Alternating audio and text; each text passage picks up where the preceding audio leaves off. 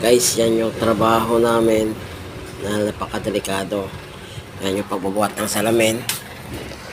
Kaya kailangan talaga guys, maingat tayo sa ating mga trabaho. Kasi sa isang pagkakamali lang natin, buhay ang kapalit.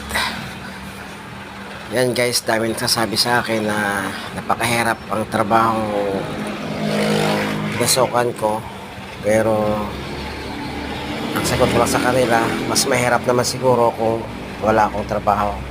Hindi mahirap, hindi baling mahirap, at least kumikita naman tayo sa marangal na trabaho guys.